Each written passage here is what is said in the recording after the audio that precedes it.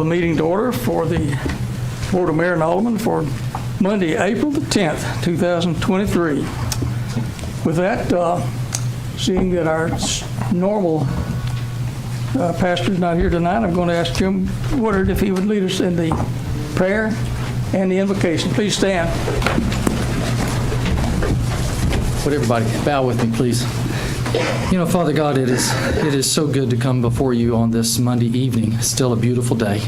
Thank you again for the blue skies and the blossoming flowers and grass and trees and all the things that bring spring to life. And Father, as we still are basking in the beautiful Easter day that we had yesterday, we just say thank you again for a risen Lord and a risen Christ. Father, again, we thank you for this community, for each and every citizen that is a part of it, for all of us that are trying to just work together to make this a better place. Father, may you continue to bless the efforts of our board and of our citizens in our community. Father, may we continue to be Christ-like in all that we think, say, and do. May we continue to serve you and serve others, and may we continue to always be kind and just loving. Father, we love you and we say thank you. Thank you for, again, our town and our city. It's in Christ's name we pray, and together we all say, amen. Amen. Would you join me in the pledge? I pledge allegiance to the flag of the United States of America and to the republic for which it stands, one nation under God, indivisible, with liberty and justice for all. Thank you, Mr. Woodard.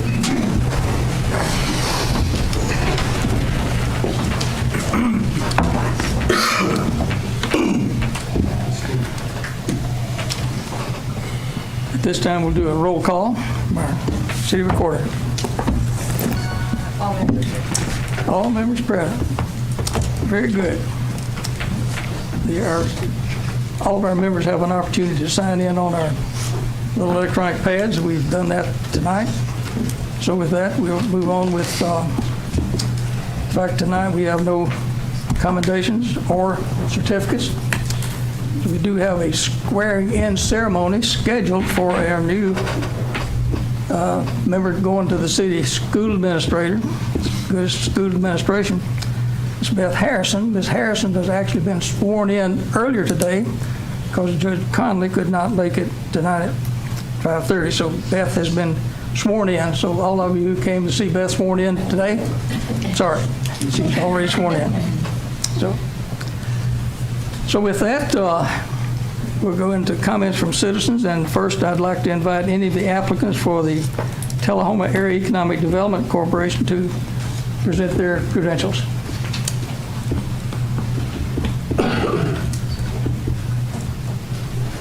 State your name and address, please.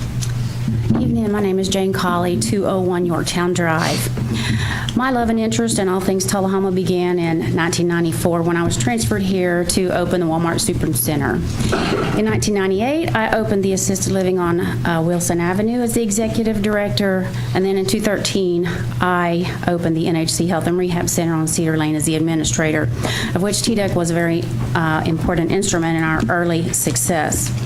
In my 24 years, and I did just recently retire with NHC, I also traveled and consulted on various new building projects while opening healthcare and assisted living communities. This sets the foundation for my interest on the TDEC committee. I feel like I do have experience in many aspects of new development. You've reviewed my participation form and you're familiar with my service to both the city and community organizations, and I do think Tullahoma, and I do think how I can serve and help. My children grew up here, left to get their education, and were able to return to our hometown and prosper in their employment. My hope is that my grandchildren will also have that same opportunity. Tullahoma's strengths lie in aerospace and aviation, healthcare, retail, and technology. TDEC plays an important role in securing future growth for generations to come. It's vital that we continue to provide a labor and workforce market, and we want and need to be a one-stop shopping experience and continue to provide site selection, data collection, and workforce training. I would very much like to be a part of that. You may be like me and my children, my husband, and hope that your children and grandchildren will want to remain or return to our hometown and enjoy a career of their choosing. I would appreciate the opportunity to offer my service to this committee. Thank you. Thank you, Ms. Colley. Is there anyone else?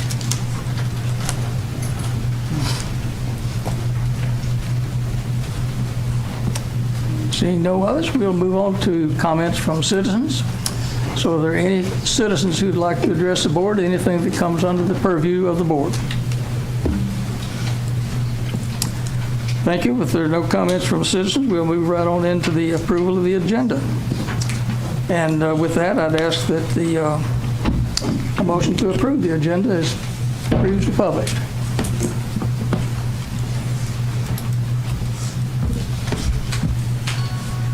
Our voting, we've got a motion from Alderman Berry and seconded by Alderman Mathis.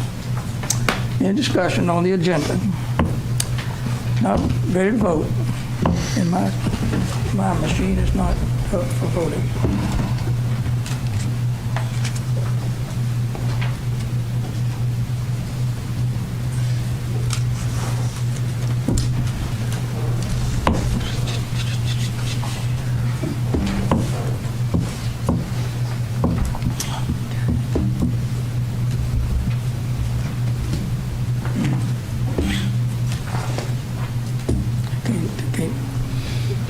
I can't hold it like it is.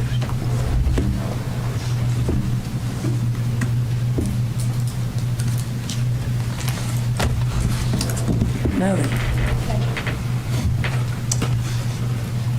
Has everyone voted? And that passes 7-0. So the agenda is approved. We'll go down to our votes from Alderman. I'm going to start with Alderman Mann tonight. This is from Report from Alderman. I'd like to take my time this evening to acknowledge and thank some folks for getting Tullahoma police officers in our schools last week. After numerous emails, texts, citizens' comments, our city was able to place a Tullahoma police officer in each of our schools last Monday, following the tragic events in Nashville the week before. Chief Williams, City Administrator Pearson, Director of Schools Stevens, their staff and others came together to put a plan in place immediately to keep our students and our school staff safe. This is what happens when government actually works, and leaders and staff work together and get results for our community. Now it's up to us to make sure we have SROs budgeted, hired, and in place for the coming school year, a goal I know we can all agree on and accomplish together. I also attended this month's TAADC meeting, as well as some local events, including South Jackson's performance of Into the Woods, which was outstanding. We have some amazing local talent here, and if you weren't able to attend the production, please check out South Jackson's schedule and get out and support them. They do an incredible job, and they're a real asset to our community. That's all I have. Alderman Wilson. I would like to talk about some upcoming things for the Tullahoma Fine Arts Center. Until the April 20th this month, the Tullahoma High School Spring Art Show will be having their exhibit. And then also this week, I believe Thursday, the Bailiff family exhibit will open. The exhibit takes you into the personal life of the Bailiff family from the 1800s to 1940s. Also, at the Tullahoma Fine Arts, Dee Foster is going to have a fine art exhibit there. The reception for that is May 5th from 5 to 7, and will continue through May 27th. And just so everyone knows, there's only 9 seats left for the summer art camp, which will be June 12th through 16th, and that's for kindergarten through 8th grade. Then also for the South Jackson Civic Center, April 15th, Performing Arts for Children and Teens is holding auditions for Matilda. And April 30 is an International Jazz Day, which they will have the Cale Stevens Jazz Group And they'll have special seating available there, like a jazz club tables where you would reserve a table in parties of 2, 4, or 6 members, which will include a choice of wines and charcuterie boards. So I've been to one of those before. It was it was fun. And then they also have registration for drama camp. It has already begun, and the dates for that are June 5th through 9th. Thank you. Alderman Lawmacher. Yes, I too was very excited that we were able to put some minds to ease and place in the SROs at all of our schools, and it's been wonderful. I know as dropping my own kids off, for them to do fist bumps with those individuals going into the schools, and I think that it will do more than just make our kids safer. I think we'll actually build a bridge between law enforcement and our youth. And that's something that we have desperately needed to do in Tullahoma for a long time. At the last meeting, I forgot my notes, but I actually brought some notes from the TML conference that we all attended. And I'd like to just share some of those statistics with this board and with the public. Some things that I found interesting that I learned is that 83,000 people in the past year have moved to Tennessee. We are now the 15th most populated state. We overtook Massachusetts. And a lot of that is attributable to the fact that we are, kind of open armed. We don't have an income tax, but we're open armed for new businesses. And so with that said, we have actually set a record filing in Tennessee for new businesses in the third quarter. And that was 18,752 new businesses in the third quarter of 2022. And that sets a new record, 18,752, which were mostly small businesses that are the backbone of our economy. So with that, things that are going on in Tullahoma with our Planning Commission as we're looking to revise our sign ordinances, and we're looking to be more business friendly, and there's Jason Mumpower actually said this in that meeting, but it's absolutely true that the government is either doing something for you or doing something to you. And I hope Tullahoma can set the standard that we're doing something for you, and we are here to encourage the right kind of growth that is smart and with businesses and with people who come to Tullahoma, that we can create this community that we can all thrive in. Current state revenues are actually $1.2 billion over their budget estimates right now. So what we're really hoping in the city is that we're going to get to see some more of that money flooding back into the cities, and that they're going to start sharing that back with us to increase tourism and commerce. We were number 1 in the entire United States as far as rankings for fiscal stability. We have the lowest per capita tax burden, and we are, known for those low taxes and building reserves. And we're among the best states for conducting business. And I don't want Tullahoma to be any exception to that. And so if there's anything that we can do for you and your business and your nonprofit, if you're having issues with regulations, please call us, and we'd love to help you. Thank you. Alderman Berry. Mayor, first, noticed I can talk. It's been since I think November since I haven't been able to speak without straining. Thank you to Dr. Farrell. Turns out that I got COVID in January of 21, and I had something called long COVID syndrome. So if you feel that you're just sick all the time, go see your doctor. I put it off 2 years, and it may make some people upset that I can talk again, but I'm happy that I can. I want to second the SROs. Thank you so much to our staff for really taking the lead on that, in the school system for taking the lead, working together, seeing that there is a need and filling that gap. It is going to be something that we'll discuss in budget, and we will get it done. I know that this board will find a way to get it done. I got a planning commission meeting next week and a school board meeting the week after, so I'll report on that then.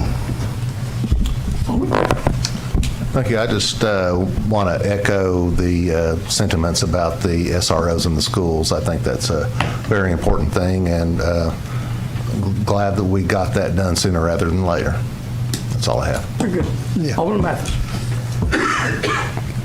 We appreciate that for the SROs. Now, there's one other thing that we need to get done, and that's the crossing guards. We need to get those crossing guards at every location around the school, because if you do not have a crossing guard, it's almost impossible to get in and get out. I watched that over at East Lincoln, and they were just backed up forever. So that's something we need to do, but the SROs were really needed, and it's going to be really, really worth our time and effort to do that. Thank you very much. Thank all the aldermen for your very positive comments tonight. For me, on the 28th of March, I did a TUA board meeting. And on the 29th, I did a DAR resolution down at South Jackson. And on the 3rd of this month, we had a bid opening for Rock 10 building that the city's been trying to sell. And we looked at those proposals and had to ask for some additional information from Rock 10, so we'll be looking at their updated proposals on that tomorrow. So with that, I'd like to call on our city attorney for his report. I don't have a report tonight, but I will be addressing some matters in item 2368 under new business when that comes up. Very good, thank you. Our interim city administrator. Just to echo the same thing and the sentiment that all the board mayor and aldermen have, getting the SROs into the city schools, and we did it really quickly. I can't thank Chief Williams and the employees within the police department, because it took them stepping up to take the overtime and take the time so that we could do this till the end of the year. And also Sue, having Sue there that was able to figure out how we could fund that and keep it going till the end of this last 7 weeks of our school system. And yes, we are going to be working really hard on our budget and putting this in and implementing. And of course, we will depend on y'all to make sure that becomes to fruition. Earlier the week, I attended the Chamber of Commerce board meeting. I compiled a list of projects that we're working on our roads and stuff, which we'll be talking about in our study session this week. We also talked to Verizon for about an hour and a half between phone and chat online. Worked through a lot of different issues. We did put a letter together. The mayor helped and put a letter together to send to Verizon. Trying to find a place to send the letter to is your next problem. So I have, and just to get a hold of somebody that could actually answer your questions. So I spent quite a bit of time just talking to them online. I've got a transcript of everything that we talked about. She's moving it up the chain. She's going to work on, because the first thing she tells me is that you have 20 towers in Tullahoma. I said, no, man, we have one tower. I said, we have a bunch of repeaters within our city that are on telephone poles. I said, but we don't only have one tower that's servicing this city. So she's moving it up the chain, and hopefully we'll get some additional information. She's got all my contact information, so hopefully we'll hear some other stuff about that. And that's all I have this week. Thank you, Chief. And that letter that we put together, at your suggestion, put the letter together, couldn't find anybody to send it to. But I was afraid of that. Through Pearson's initiative, we got the message sent, so the message has been sent. Okay, moving in now to the consent agenda. We've approved the agenda. I'll read the consent agenda, the captions, and we'll vote on that. We've got the minutes for the March 27th regular meeting. And from 23-24, we want to set a public hearing for first reading on April 24th, this next meeting, on the adoption of the revised 2011 comprehensive plan that's been published now. And we want to accept a grant of $1,500 from the Tennessee Department of Agriculture for the enhancement program to support the farmers market here in Tullahoma. And the last one is to accept the delivery of the fiscal report for our audit from 2021. So entertain a motion. Make a motion to accept. Motion from Mathis and a second from Berry. And if there's no discussion, I'll vote to approve. Never mind. Votes are locked. That's approved 7-0. That's a consent agenda. Moving into unfinished business. I have an ordinance number 1592, an ordinance to amend the zoning ordinance of the city of Tullahoma, which is ordinance number 1392 by amending the Article 5 general provisions. That's Section 502 for the fence height requirements, and Section 404A for indoor recreational use in central commercial district. So that's on the passage on the second and final reading. Need a motion. Motion from Barry, seconded by Mathis. Any discussion? Ready to vote.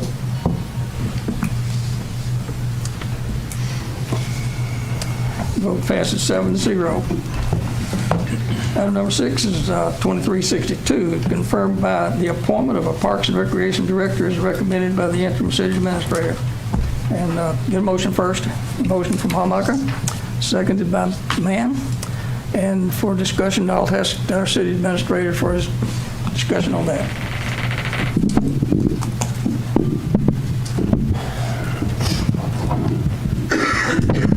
When I took over as city administrator, I got a packet of a bunch of applications for the Parks and Recreation Department. I looked through those applications, and I had a lot of conversations with Parks and Recreation. Through a conversation with our interim our interim Parks and Recreation Director at the present time, he suggested a person that, asked how I felt about maybe him coming back. So as soon as I started thinking about that, I started my process of how I could ask him if he wanted to come back. Through some conversations that I had with him and of course with Parks and Recreation, everybody that's down there at the present time, I contacted J.P. Kraft. I asked him to put in his application. So we allowed him the application. After talking to MTAS, I had to open up the application for a week before I could do that. So that's what I did. I opened it up for a week. And after that time, Mr. Kraft was still the leading candidate for us. So I took Mr. Kraft. He came to Tullahoma City in 2005 as a forestry resource technician. Throughout the years, he worked with a bunch of good leaders. He learned a lot from them, which ultimately got him to the interim Parks and Recreation Director before his departure from the city of Tullahoma. He departed in good standing, and we're just glad that we could bring him back and let him carry on all those years of experience that he has with the department, and will continue to help the Parks and Recreation prosper. And I think that between our present Parks and Recreation employees and their help, I think we'll be able to move forward in the right direction. Very good. We have a nomination. The city administrator has proposed these hiring of J.P. Kraft as the Parks and Rec Director. So any further discussion? Now we're ready to vote? Yes or no? I first request to speak. I'm sorry, I didn't see your hand. Sorry. Yes, you're recognized, sir. I wrote this down because I'll have a feeling I'll get interrupted and I don't want to lose my place. I have concerns, and I talked with interim administrator Pearson about these. They are concerns that are on record, and what I don't want is for them to come out after the fact and people say, why didn't you say anything? I was first approached by Ashley Kraft, JP's wife, in May of 2020 and asked if I would mind meeting her and JP to discuss concerns that they had. I was told at the time that it needed to be in Manchester, not in Tullahoma, because they did not want word to get back to then Director Glick because they were, in their words, afraid of retaliation. It took a few tries to align our calendars, but we finally met on Sunday, June 7th, 2020. We were initially going to meet at Bites of Europe, but they were closed, so we met at Jefferson's and we sat in the back porch area. In this meeting, JP and Ashley brought to my attention several things related to then Director Kurt Glick. My job in that situation Point of is order, not... Mayor. Point of order. What's your point? This is irrelevant to this motion. It is not. It is my... It's your personal opinion, but to the rest of us, it's irrelevant to this motion. It's more about Kurt than it is about JP, and it serves no purpose but to be dilatory and to disrespect the candidate that is before us. And I will have no part in it, Mr. Mayor, and I don't think it's appropriate. If you have sentiments you'd like to share with the rest of this board, the conversation you are referring to, we're all well aware of it, and this is not a time to be grandstanding for the citizens of Tullahoma. Point of order, Mr. Mayor. This is irrelevant to the nomination. Your point is not made to me. I'll hear your point. My point is this is relevant because it is this is why my decision. I knew I'd be interrupted. So my job in that situation is whether or not to believe what I'm being told or to not believe it or not. My role is to listen and to report back. In this case, they asked if they could remain anonymous, again stating they feared retaliation, and I allowed that. They told me their concern was a retaliation against another port, and again, I'm not saying this is true. This is what I was told and I reported. Point of order again. This is executively privileged information now that we're talking about a lawsuit. You're not recognized. Please proceed with your point. There were concerns expressed about using the unmarked truck for city personal use. I was asked to bring my budget so that Point of order, Mayor. Point of order. This is irrelevant to the appointment of J.P. Kraft, and it's more of an attack on me, and I'm tired of hearing it. There is pending litigation, Mr. Mayor, and you're entering into dangerous territory to breach executive privilege and to say I ran this through the attorneys for the city Could we ask representing the first. city attorney to speak on whether we should be talking about executive information? I asked the attorneys representing the city of Tullahoma in this case, and it was We fine. have our attorney here tonight. Mr. Worsham, I'd like to hear from you on this. Ms. Wortham, you've been asked to comment. I have no idea what he's talking about. I've never heard any of this before, and I think under his First Amendment rights, he has a right to speak.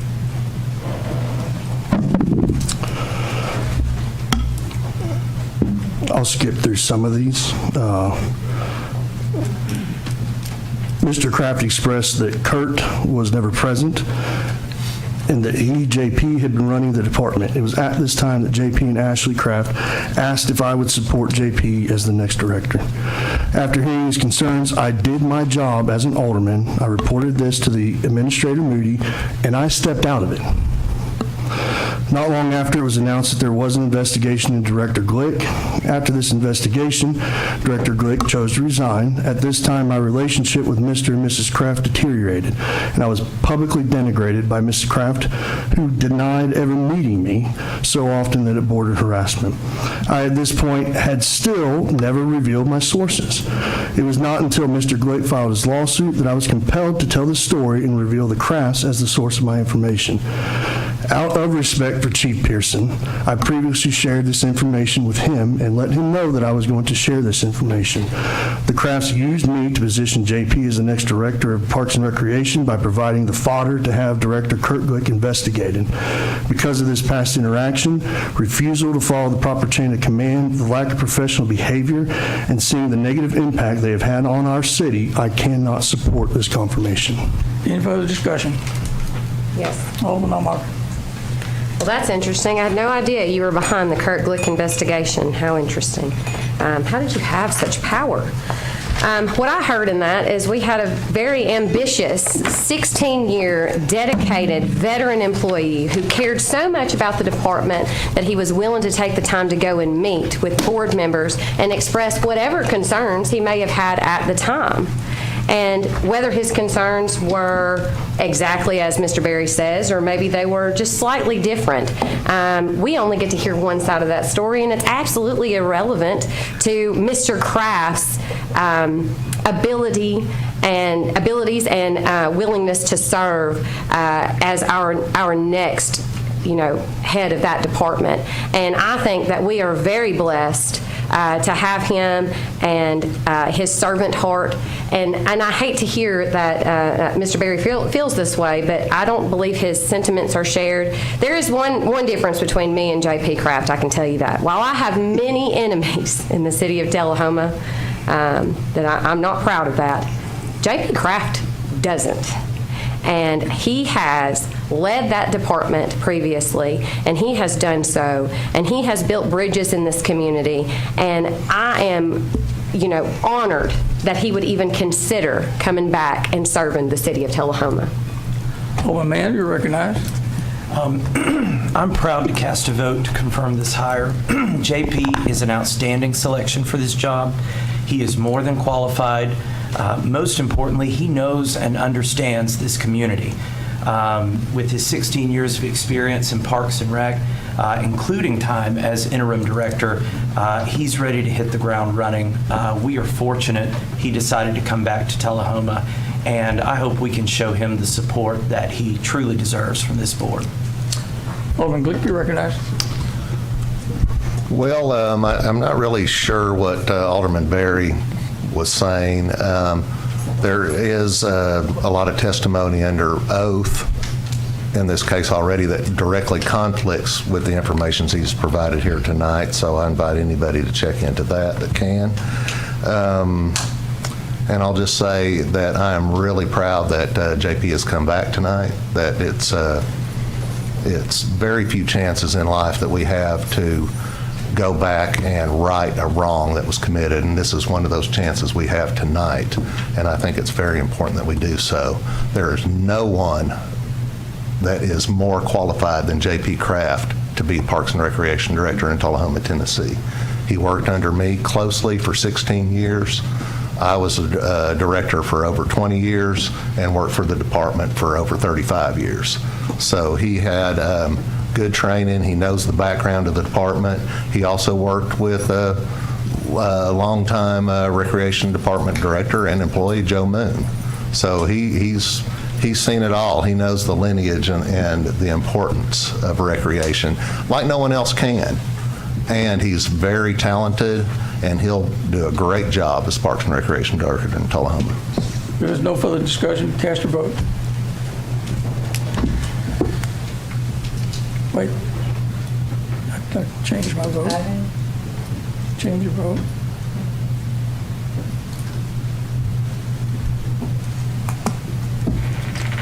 J.P. Kraft is selected, approved. Your selection is approved by a vote of 6-1.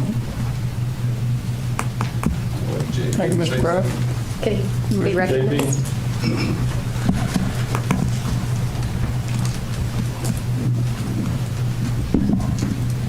Well, thank you, Mayor. Thank you, Board. I appreciate this opportunity to come back and serve the city of Tullahoma.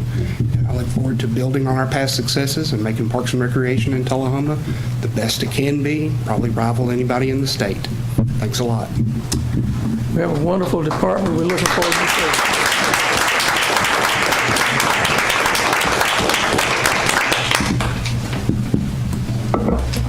Moving on to new business. Consider the approval and authorize the mayor to sign a memorandum of agreement between Tullahoma Utilities Authority and the city of Tullahoma, allowing the TUA the use of city-owned property to install an electric vehicle charging station. Get a motion? Motion from Barry. Second. Second by Mathis. And Mr. Mayor, Administrator, you have some input on that. Over the past month or month and a half, maybe 2 months now, I've been talking with Alan Potter about this EV charging station. Our main area we wanted to put one was off of Lincoln and Atlantic Street, but CSX is a little bit hard to deal with. So we're still working on that, and that might be a second site that comes along. The thought is to bring down a electric vehicle charging station into the downtown area. People that come out of town will be able to park there, charge their vehicle, go to the downtown area, be able to shop or eat lunch or something of that nature. It's also a late night area. So people that are coming in town that might want to go to one of our late night establishments that have meals and stuff. They could go to actually dinner or something and charge their vehicle. I think it's a great idea for the downtown area. I believe the only charging station we have in town right now is at Stan McNabb. So it would be a good benefit for the community, and be able to add a little bit extra for those people. And hopefully down the road we'll be able to add a couple more at the Atlantic and CSX as soon as we can get some agreements with them that will satisfy. Talked to Alan today, and we discussed the positioning of those. My suggestion after talking to Winston about the downtown project is to move them across that parking lot to the other side, not in front of the wall that's painted that you see in your pictures on y'all did see the pictures in the back end. The wall that's painted is where they have them showed right now, but I would rather them, through discussions with people downtown, to be moved to the other side where the laundromat is, in that same parking lot, and allow it. I know that Brian Skelton's here somewhere. There he is. I know he wants to speak on this, so I'm going to allow him to speak, because it's going to cost you a bit more money for that side. Yes, come on up. Thank you, Kenny. We're excited about bringing 2 level 3 chargers to downtown Tullahoma. We're putting in, TUA's putting in about $50,000, but we're getting about a $200,000 grant from the state of Tennessee. This is part of the Volkswagen settlement from several years ago, and they're putting it toward EV charging stations. Alan and I did meet with Mr. Pearson this morning, and I have concern about moving into the other side of that parking lot because the asphalt is not really good, and it's sort of sunken in, and it's also further away from our power source, so it's going to cost us anywhere from $6,000 to $10,000 extra to move it across that parking lot and have to bore through it. I like the fact, even though that wall's painted, I mean, it's not going to block the wall. These chargers are probably 5 or 6 foot tall and the size of a gas pump. It won't block the wall and the view of the wall itself, but people who park there will easily be able to get out, walk around the corner to go to the restaurants or bars and spend money in Tullahoma while they're charging. Alderman Wilson, you're recognized.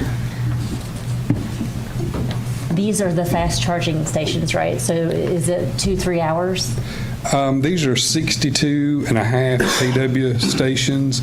So like we have a Chevy Bolt at work, it would fully charge that Chevy Bolt in less than an hour. If it's a larger battery car, it could take an hour and a half or so. But Fantastic. 62 and a half kW, and you generally get about 3 to 4 miles per kW. So in an hour, you could add 200 to 250 miles. And so right now, where you're proposing that they go is right in kind of in front of the bookshelf. Is that correct? Yes, ma'am. My only concern about that, and I've talked to some of the employees of the bookshelf, and they have 4 people that volunteer that work in there, and as well as a lot of customers. And so it looks like that would take up 4 spots. Is that correct? 4 of the parking. We're anticipating 3 spots. So my only issue is that, that kind of interferes with their parking situation. So I'm all on board with this. I think, especially the fast charging, I think that's really important. I just would like to see, if we could put 1 there and maybe 1 somewhere else, just so that they have, those employees and those customers have, it doesn't interfere with what they have going on there.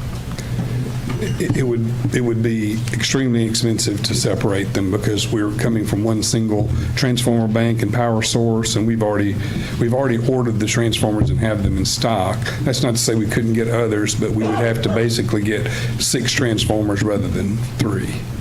It would add a considerable. If we kept them together then and move them over into, like the parking, the far end of the parking from like the avenues and the abilities on that end. Is there a way that we could maybe move them over there that would be That's all comparable? CSX. It's what? CSX.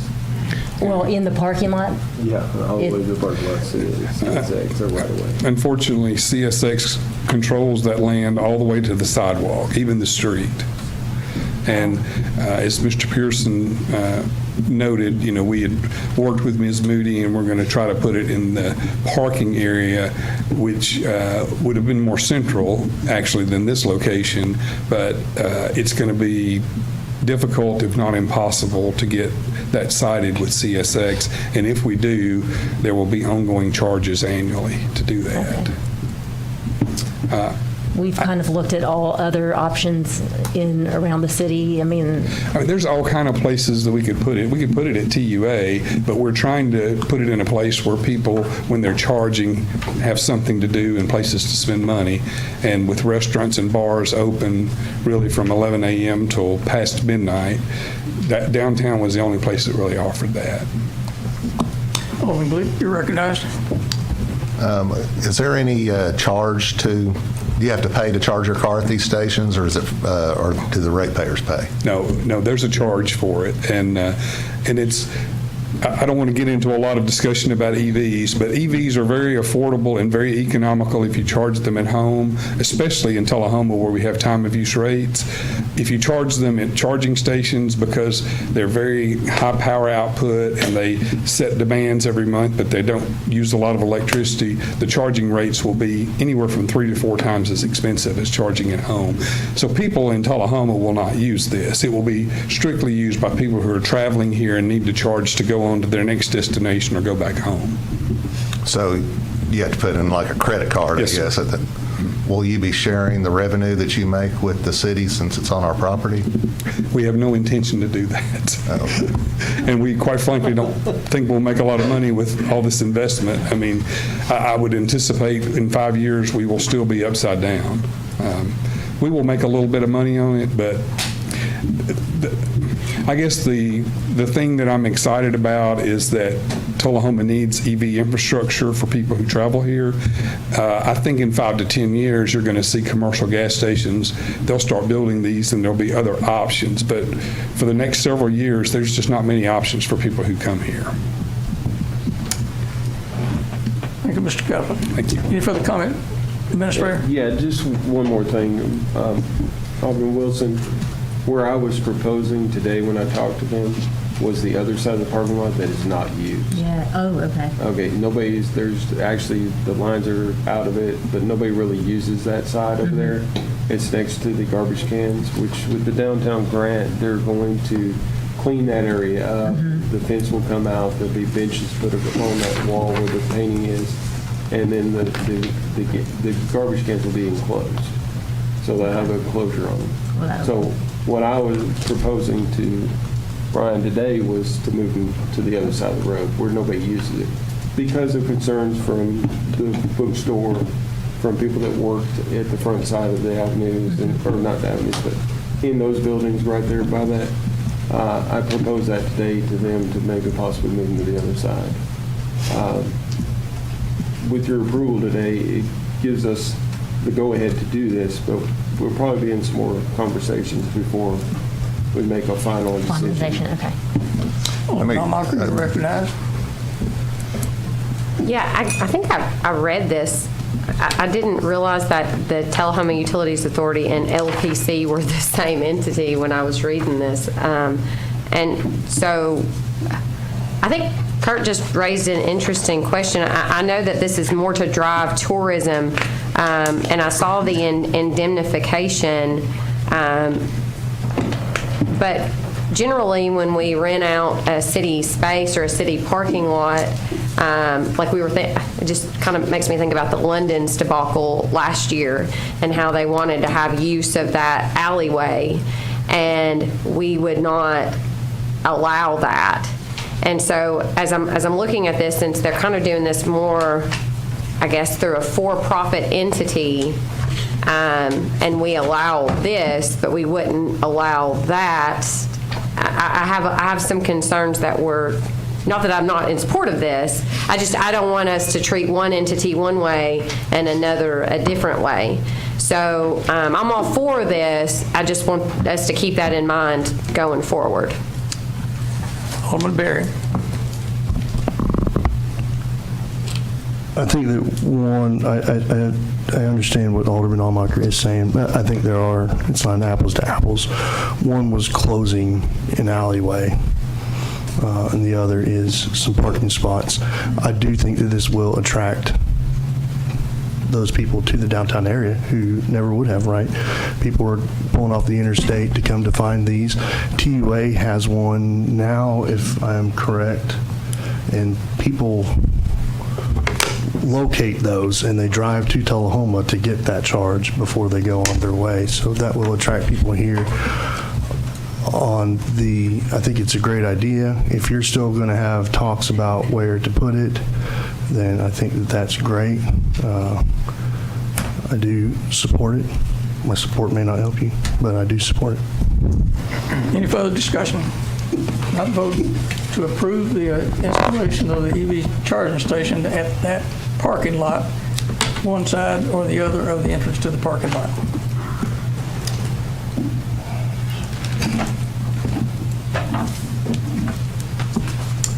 It's approved 7-0.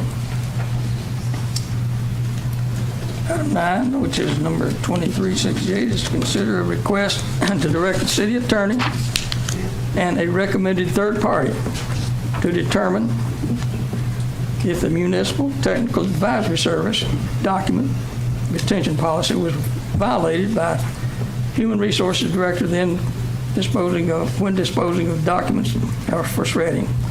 A report of their findings and a recommendation will be given to the Board of Mayor and Aldermen when the inquiry is completed. Let's get a motion on the floor. Motion by Mathis. Need a second?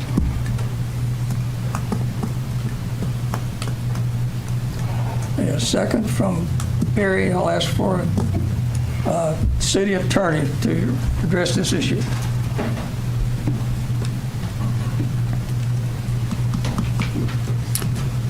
I've discussed this matter with the district attorney, Craig Northcott, who has this bin of documents that were to be shredded under lock and key now, and is conducting a criminal investigation relative to that. And he's asked that whatever we do in conjunction with his investigation, which I think is appropriate. He's not revealed to me the purpose of his investigation, and of course he shouldn't, and I haven't asked him because I know that it's not appropriate for him to share that information with me. I have talked to a respected jurist in this town who's retired, who is willing to do this for the city. If you all do vote on this item tonight and approve it, then I would suggest that we simply inform as to what we are looking for there, if that's the direction of the board, and let him conduct the investigation without me. I don't need to participate in that also, as long as he knows what our objective is and what he's looking for. I'd be happy to do that if you wish, but I don't see that the city should bear that additional expense in compensating me and also this other person that I will recommend to you all relative to that matter. Thank you, Mr. Worsham. Do you have any questions about that at this time? Any discussion? Not, we're ready to vote? Thank you. What are we voting on? Item number 2368 in your agenda packet. There is no item in the packet. Caption is on item 9. This is what the board voted to ask Mr. Worsham to look into doing, and this is what he's proposing to do. Board. Oh. Alderman Berry. I only seconded this because nobody else did, and I was worried that it was going to die.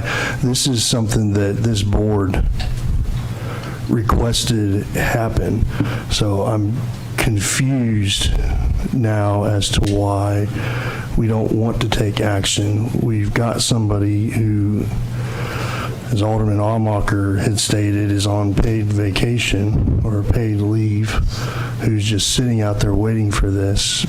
So I'm just confused, Mayor, as to what the problem is now. You know, what somebody could explain this so we can just get this over with. Alderman Almacher. Well, I have lots of concerns, number one, and I'm not going to support anything that I don't have in writing, know who's investigating and what exactly they're investigating. I disagree wholeheartedly with our city attorney's sentiments that we should do this in conjunction with the district attorney. One is obviously a criminal investigation, and this is our internal investigation. Our internal investigation should have actually happened first before the DA was ever involved, and that was the mistake of a prior city administrator to involve. But moving forward, I don't believe that we can do so until that criminal investigation has concluded. And furthermore, I do not think that this conversation, when the time is appropriate to have again, should be had in open session, considering that there is a pending criminal investigation and there could also be more liability that stems from it. And in such case, we should be holding this conversation in executive session with fact-finding once we receive the results of any pending criminal investigation and whether or not any charges shall be filed.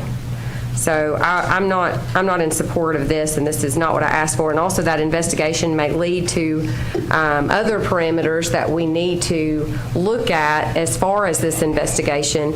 As that entire department, I have questions now about some things that were going on.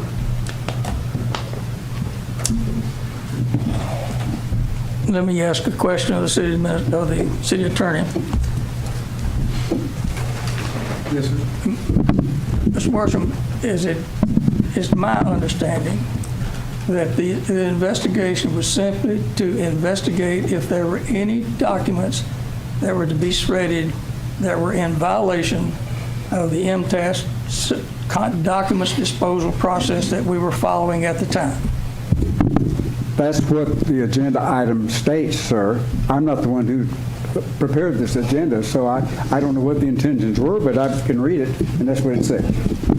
That was my understanding as well. Who prepared that agenda item? It was a motion. This is as a result of the direction from this board to you to provide that, exactly that. Mr. Pearson, do you have any further input to this agenda item? I don't have any further input to this agenda item. There is no documentation with it.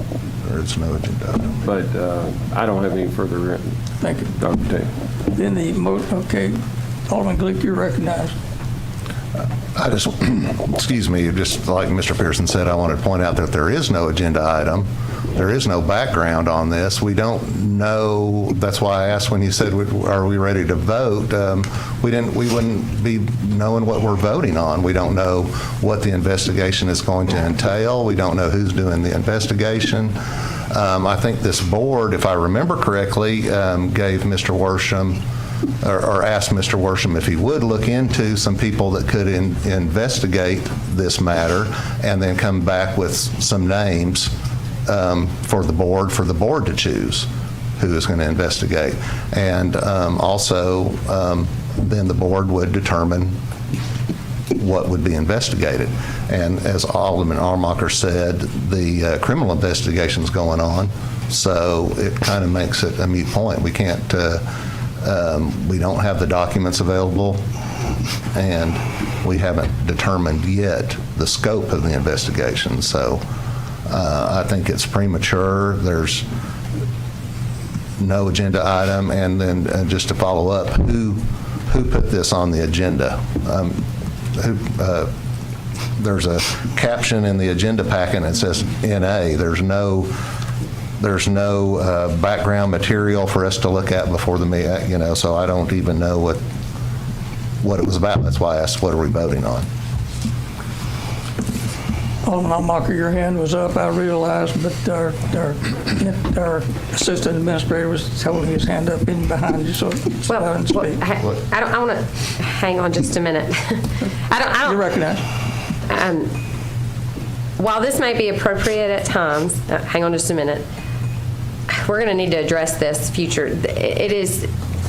We do not need to keep getting in the habit of calling our staff up or allowing our staff to come up with their hand up. The discussion is amongst this board. Now, obviously, if there's a question and we want Jordan to answer it, then Jordan should come up here. But the idea that people in the audience or staff can raise their hand and come up here and be part of the discussion is not appropriate. That's not it's not parliamentary procedure, it's not Robert's rules, and it's not how our board meetings should be conducted. It would never happen in a county commission meeting or any other city. And when you approach the well in the General Assembly, you get kicked out. So, there is that. We need to consider that. Not that I agree with that, but just saying. I think that going back to this, the investigation, I was the original person who put that agenda item on the packet several weeks ago. The agenda item that I placed on that packet didn't even make, this is before pre-Kenny, not his fault, not Jordan's fault either, but it didn't make it in its entirety, so there weren't enough parameters about that investigation. What we did vote on, and we asked Mr. Worsham to do, as I echo Mr. Glick, is to bring us names, whether they be law firms or individuals who have the background in order to aid us in an investigation going forward, in which case then we would set the parameters of the things that we wanted them to actually conduct as far as the investigation. So what this agenda item should be is a list of those names, qualifications, expertise, what they can offer, and how much it would cost us. And that's not what's before us. Mr. Worsham, do you have names? I hate to be elementary, but just read what's in the agenda packet. That's what I did. I have a recommendation. The gentleman with whom I talked asked to remain anonymous. Now, I will take that matter up with you after this meeting, and if you're not satisfied with him, I'll talk to other people. But I have a recommendation that I will, if this passes, if it doesn't pass, then we can just forget about it. It becomes a moot question. And I didn't design this. I didn't initiate the investigation. I wasn't part of it, but I'm trying to do what I believe the board wanted me to do. You may do what you wish about it, and I don't even think we need an investigation, frankly, but that's up to y'all. But I have talked to someone who's willing to do it. If you're not satisfied with him, I'll talk to other people. But I found someone that I would recommend, and we'll just go through the list of other people that might be willing to do it. I can tell you that some people I talked to did not want to do it. They didn't want to touch it under any circumstances. Well, this should not be an individual. This should be well, if we all recall, I'm just going to bring it up. We hired a third-party law firm, this city did, not we, our city administrator did, during that investigation of Mr. Glick's department. Whether or not I approved of that or didn't, there's an appropriate way to conduct such an investigation. And if that is the standard and the precedent that we have set, that's the kind of investigation that I was thinking that we would be launching at this point, since that's what we've done prior. But somebody's names, and for transparency purposes, you to just say, well, I'm not going to tell you who it is or what they're going to do or what they're going to charge us, but we want you to vote on it. I'm sorry, Mr. Worsham, that we can't do that. Well, Ms. Almacher, all you have to vote on the concept, not the person or who does it. If you look at the reading right there. If I had nothing to do with the law firm that was employed in the other investigation. I don't even know how to contact them, but I'll be happy to find out and do that if you all want to do that. It's up to you all. Either, if you don't want to vote, let's either do it, let's vote on this, and we'll move forward with someone that we can recommend to you all, or we'll forget it. I think the first step is, are we even going to do it?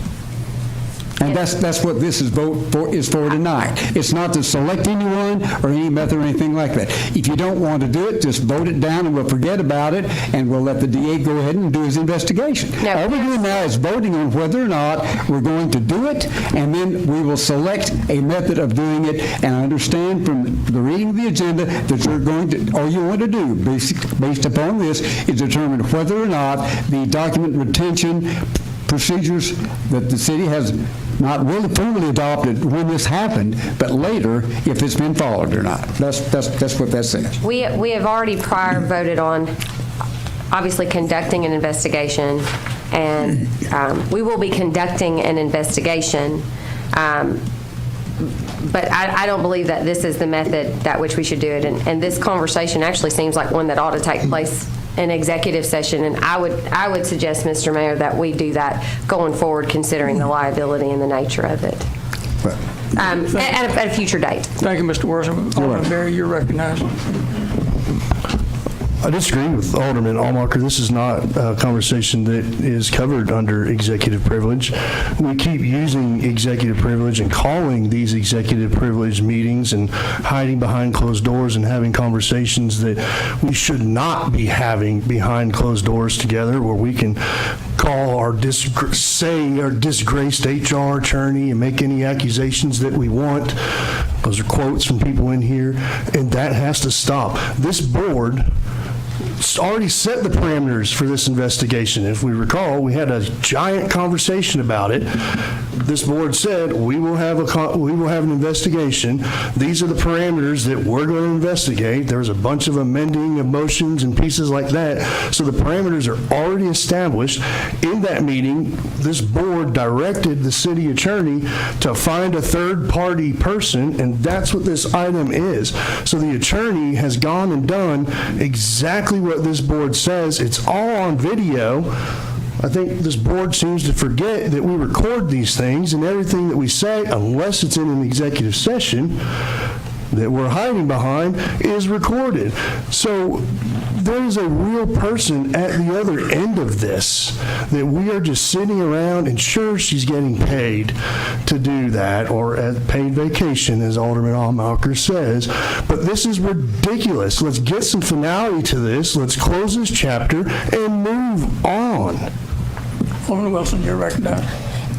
Thank you, Mr. Worsham, for your work on, that you've done to find a person to conduct the investigation.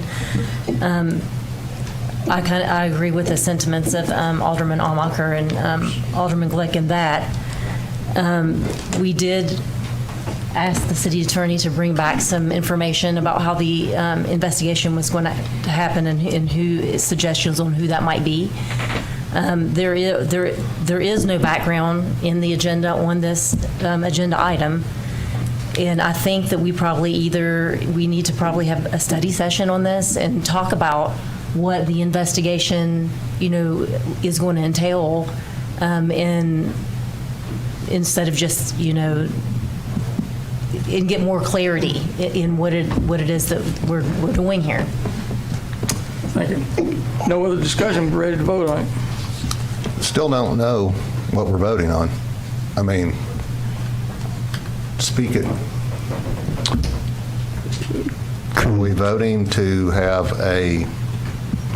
It's right here. Yeah, but read it. Read it. I make a motion to postpone.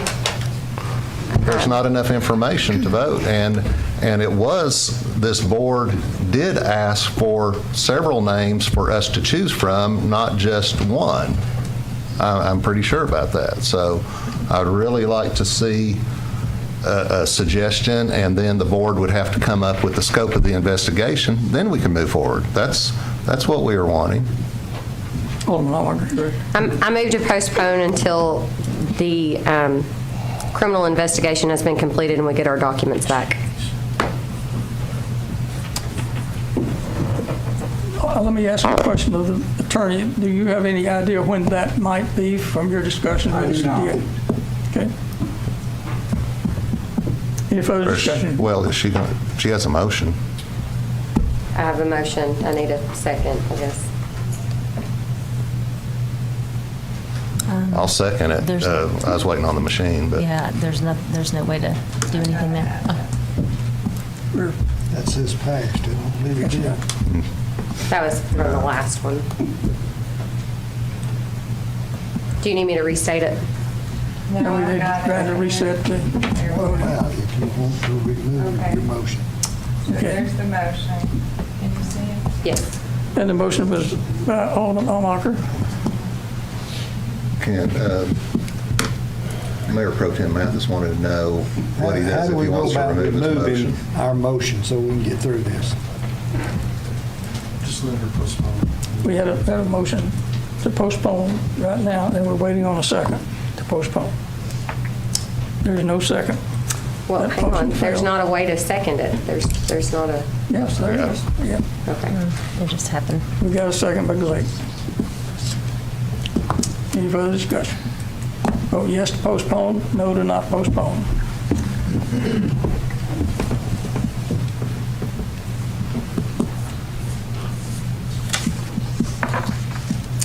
The vote to postpone is 5 to 2, so that's postponed.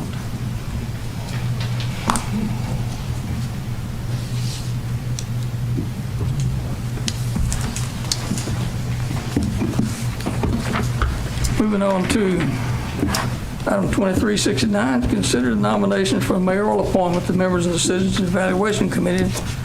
It's an advisory board for hiring the city administrator. As I asked last week for each member to come with a recommended member to serve on that advisory committee. And if you have those names, just pass them to the city recorder. Where do we do that on? Just for the I didn't remember much of TADC. this because everyone was bringing their own. Yeah. You We want can to say it out go ahead and loud. say it. Probably need to say it.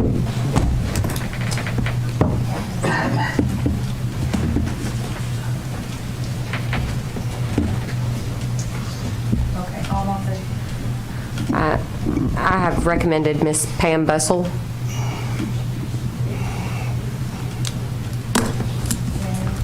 Ms. Beverly Lee.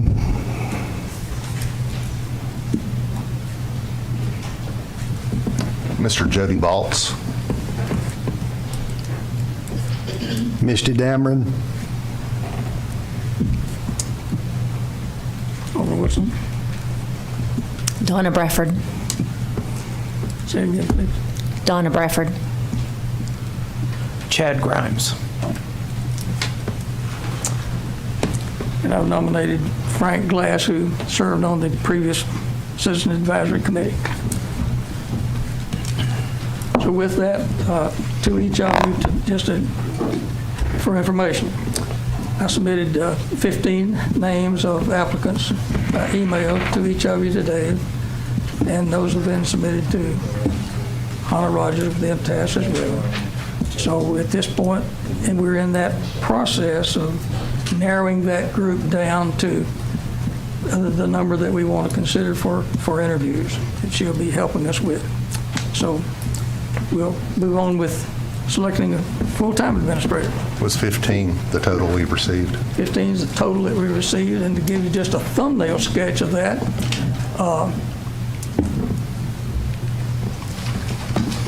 3 of them were from in-state, 12 were from out-of-state, some eminently qualified, some marginally qualified. I won't name any names, but you'll see that when you look at the applications. But we've certainly got numbers to choose from. Alderman, you want to be recommended? Yes, sir. On the next agenda item, we have an applicant who has walked in a little bit late, and hopefully she can get a chance to speak as she is one of the nominees. Well, certainly. Ms. Dameron, are you here? Would you like to speak? My name is Misty Dameron. I live at 110 Creekwood Lane, and I am interested in the TADC position. I never, ever write anything down. I always just go with it. This time I wrote it down, so I'm going to go ahead and just give you guys lots of reasons why I do feel like I would be an asset to this community. We live in a world of I need it now and I want it yesterday. And we are a cookie cutter type world at this point. But I do believe that economical development is not one that's a one size fits all. We do need to have a committee that is in a community that's looked at uniquely, because we're all unique. And so as we are looking at that growth of that unique community, and I think that Tullahoma is extra unique and extra special because I have I was born, raised, I left, said I'm leaving, I'm never coming back, and then I came back, and to see the growth that we have gone through is amazing. I would have never imagined. So to be a part of that growth going forward that will be sustainable for our children, because we need to look at things not just now and need it yesterday, but we need to look at it as what is going to be good for our children, our grandchildren, because we're not always going to be here to be able to give that to them. With my business development and strategic planning strengths, I do feel that being a member of this committee, this is why I don't read.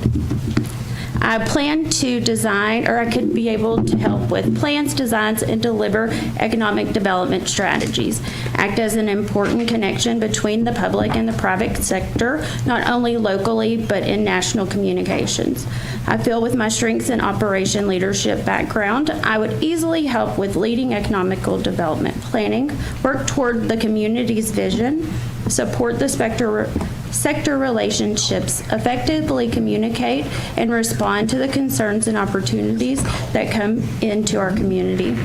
I feel that with my experience and the professional results that I have been able to deliver in cultivating relationships through my professional development, usually in underperforming type situations, I have been able to bring those into overperforming types of sectors in pipeline communications, using logistics, project projections, and with a conservative growth focus development approach with my knowledge, I feel like we can create more jobs. We can keep the businesses here and make them feel special, not like we're just bringing everything in and pushing them out, because a lot of times when you are looking at economical growth, a lot of people do become super defensive because they don't want to be pushed out or replaced by something bigger or better. And so being able to make those current businesses and all of those current opportunities that we have stay and grow, as well as bring in additional opportunities, I feel like we can be a productive community, be able to grow, keep our values centered where they should be,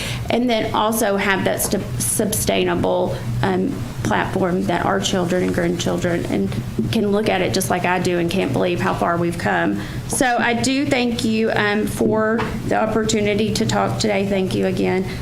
I was a few minutes late, and I would love the opportunity to be able to serve on the committee as well. Thank you, Ms. Dameron. Item number 23-70 is consider the appointment of a qualified applicant to fill the vacancy on the TADC board for the remainder of an unexpired term ending July the 26th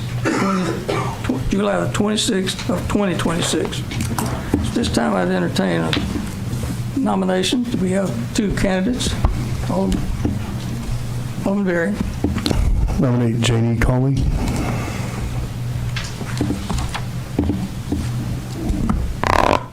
Alderman Mann. I'd like to nominate Misty Dameron.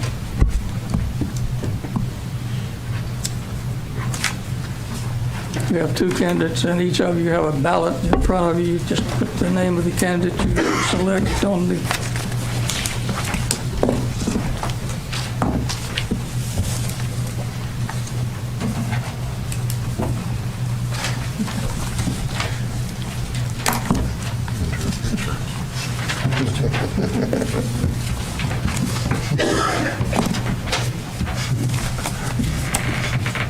Wasn't a good likeness, though.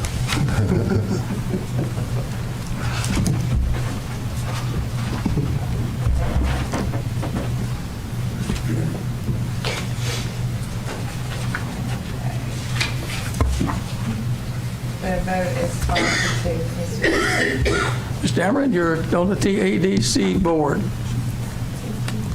And those meetings are at 7 o'clock on Tuesday mornings? Tuesday mornings, first Tuesday of the month. Thank you. I'd be honored. Thank you. Thank you for your willingness to serve.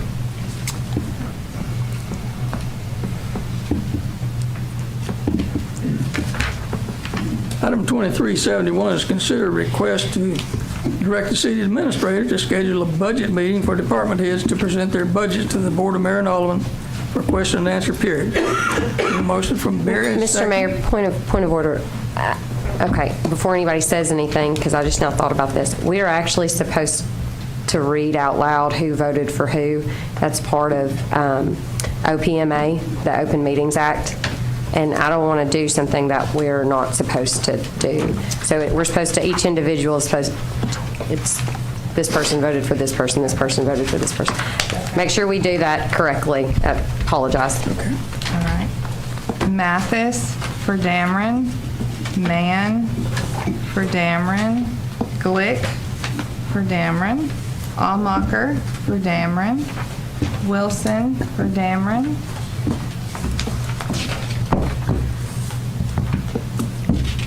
Cawley from Noes and Cawley from Berry.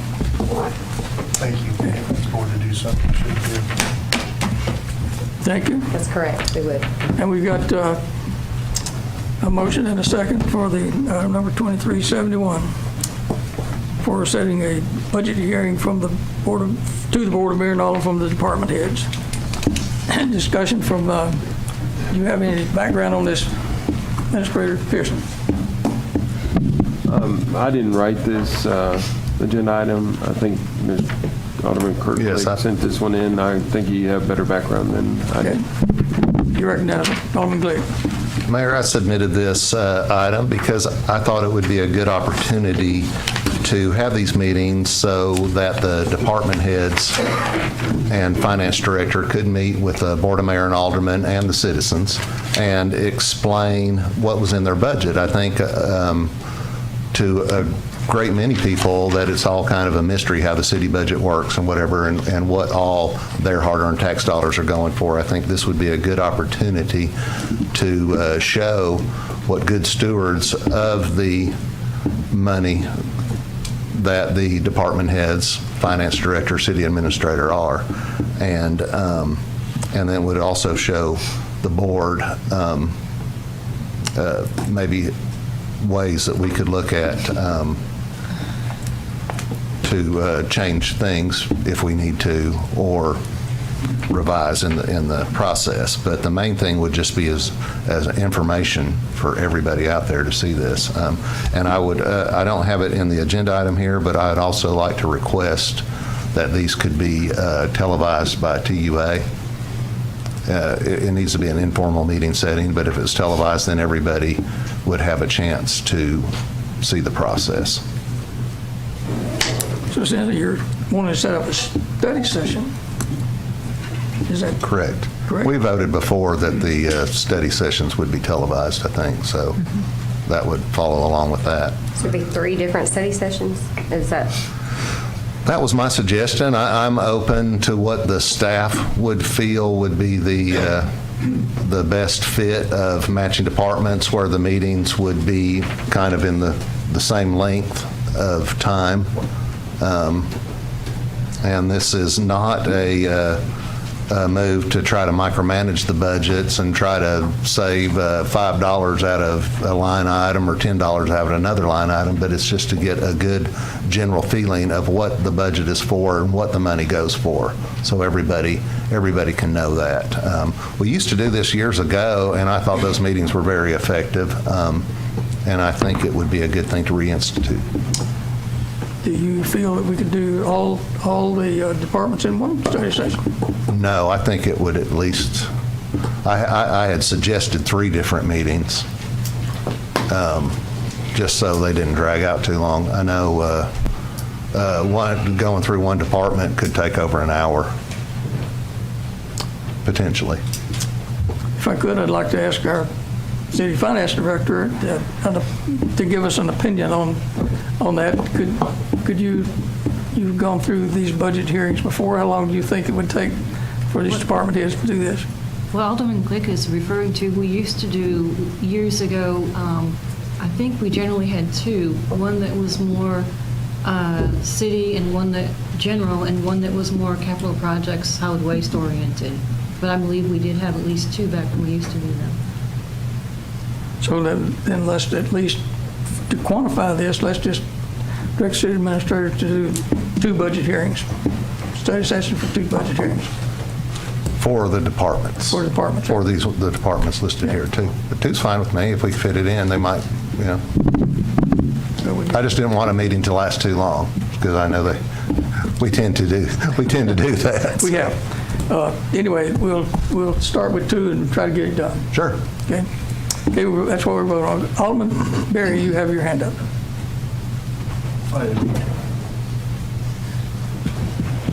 Alderman Mann, you have your hand up. Did not. Okay. Okay, our system is working. Okay, let's look at the last item on our agenda tonight. We need to vote. Oh, let's vote on that. For having two study sessions here, department heads.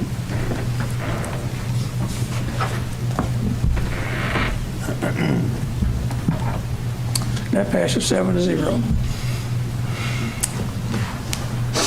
Okay, for the last item under new business, consider a request to determine the city administrator to establish a unified email address for citizens' comments that will automatically email the board, mayor, and aldermen, the city administrator, and department heads, and establish procedures for staff to receive, process, email, and file all non-electronic comments. Need a motion? Motion from Almacher, a second by Van. And if I'm not mistaken, Alderman Glick, this was a motion that you wanted to get on the agenda? Yes, I did. Background on that then? I just wanted to make sure that we had the opportunity to make it easy for the citizens to interact with the city government, the city staff, and the mayor of an alderman, where the citizens can send in comments or suggestions or complaints and have them acted on or at least answered in the best way they could. If there was a unified email address, just my suggestion was comments@tullahomatn.gov. They could send in any comments they had, suggestions or complaints, and it would be received by all the department heads, the city administrator, and board of mayor and aldermen. So the proper person's going to see the complaint that can act on it. And then the city administrator can take action, or the board could take action if that would need be. But this would just be an easy way for them to get the questions and concerns to the city. Okay. And do you have any background on how this might set up city administrator? As far as background, I'm sure our IT personnel can set up an email that will forward all the emails to that comments to the respective people that he had mentioned, the city administrator, department heads, the alderman, board of mayor and alderman. That can be done easily as far as that goes. The next thing would be, of course, put a link on our website for those comments.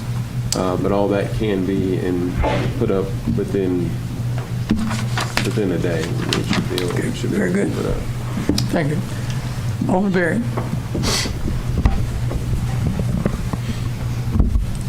I think this is good, coming off the heels of the last meeting. There's a couple of things in here that I strongly agree with. Process must be open to all with established insurances that is free of censorship and manipulation. And guidelines and rules for this have been long established, and I see no reason to change this format. There have been guidelines and rules for this long established, and it has been that you could send a letter to the recorder, the administrator, or the mayor and have that read. If we're going to change that policy, that's fine. I didn't like changing it midstream because members of this board here have allowed that in the past for people that agreed with what they had to say.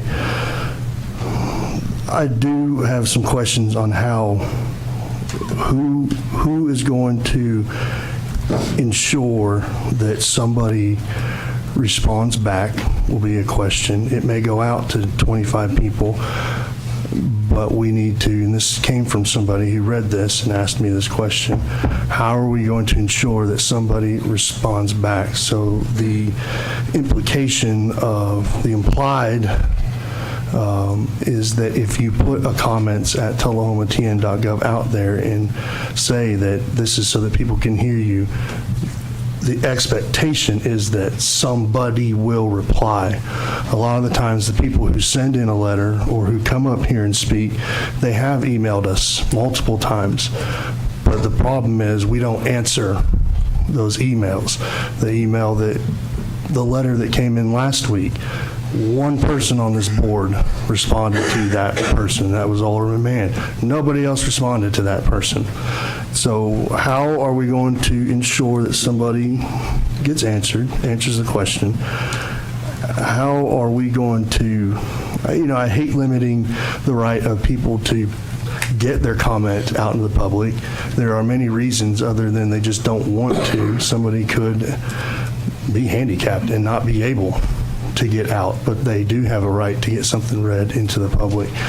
And to that extent, if this board is not going to allow it, anybody out there that wants something read or put in public, you can send it to me and I will post that publicly, and I have decent amount of reach, and so we'll get that letter out there to make sure that you are heard. But the primary thing here is fine, we got a policy. How do we ensure that if you send something, you will get a reply? Alderman Hamacher, you recognize? Yeah, the only thing I would say is the verification of identity must be established and participants must be verified Tullahoma residents. I would say Tullahoma voters, maybe not residents, or property owners, business owners. See, to me, we have lots of people who own a business here but live somewhere else, or they're and then obviously we've had some back and forth this year about what is a resident.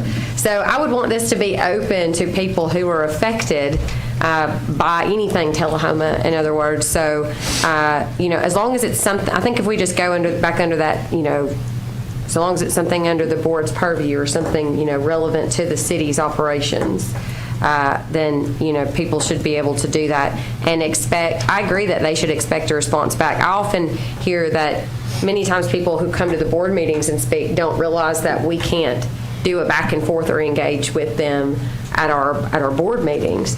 And so they're kind of standing up there like, after they get done speaking, and they want to reply, but it's against our rules, so we can't really reply. But perhaps if in conjunction with this, we could also offer that, when they sign in, if they want, to speak to somebody individually or want a response back, then they can check a checkbox, please, and then also we could have that up at the top that if you don't want to speak in public, any of your comments can be forwarded to this email address. Now, this is not something that I think that we should be bringing to the board meetings and saying, hey, let's read all the comments from last week.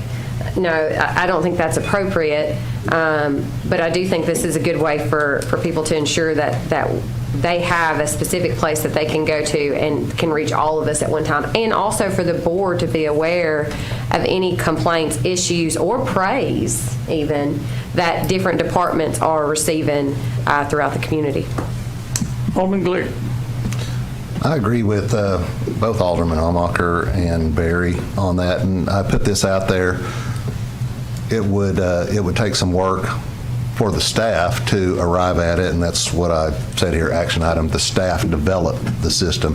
This was the general parameters that I wanted to see, and I assume that the city administrator would be the gatekeeper and would be the one ensuring that somebody responded to the email. And it might be multiple people. Maybe we as board members respond. But I think the city administrator would be responsible for making sure that somebody responded to each and every one. But okay. There's no further discussion. We're ready to vote. Barry. Just a real quick suggestion is Civic Plus, who does power our website, has a platform that is kind of like a CRM or a help desk type module that I would say maybe we have the board or ask the city administrator interim as part of this to look at that. Then when you send an email in, it goes into the system, it retains that, it's got that information, it can be pulled in, it can also be tied in later to service requests or different pieces like that, and it's tracked. They can follow up, we can see it, we can comment, we know that, hey, Kenny followed up with this, or Kenny can look at it and say, hey, Derek followed it up on this. But that would be my suggestion, is to, as part of this, reach out to Civic Plus and take a look at that module and just see what the cost of that is. Yeah, that's good. Good comments there. But and I just want to make sure that, and I had it in here, I wanted to make sure that people could also write a good handwritten letter and mail it in, and make sure all those get submitted with everything else. There's no further comments. We're ready to vote.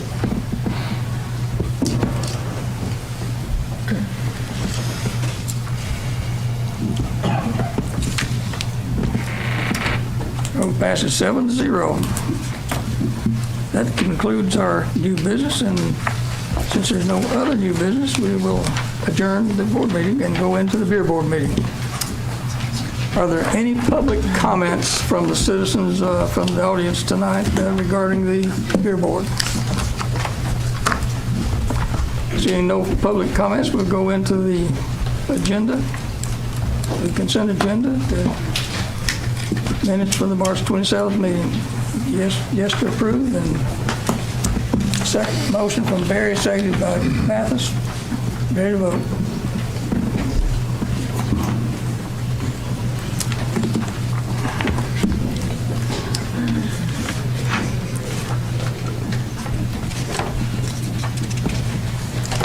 Minutes are approved 7-0. No other unfinished business. We'll move into new business. DB 14, we have a beer application. It's a special permit for a nonprofit for South Jackson Civic Center. Ms. Colleen Sanders should be the president, the manager in charge of beer sales for the events. It's listed in the attachment, and consider waiving all fees. No motion. Barry, second by Mann. Discussion? No discussion. Vote. Yes? No? Quick question. This says consider waiving all fees. Do we need to specify that as part of the motion? Is to waive all fees? Waive all fees. Yes.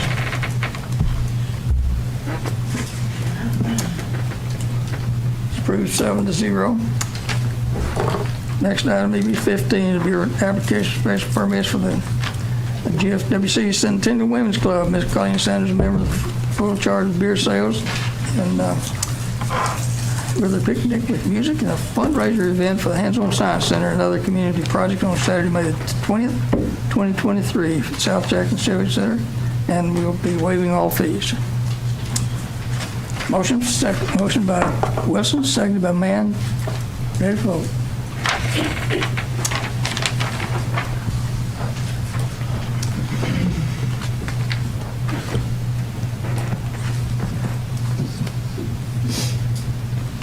And it passes 7-0.